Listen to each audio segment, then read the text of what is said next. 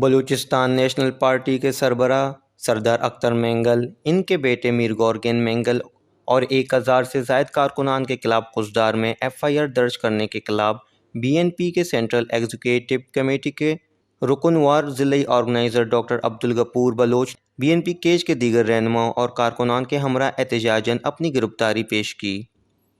Police تھانہ تربت میں بیٹھ گئے رہنماؤں نے کہا کہ ان مقدمات کا کوئی قانونی جواز نہیں اور یہ صرف سیاسی انتقام کا حصہ ہے۔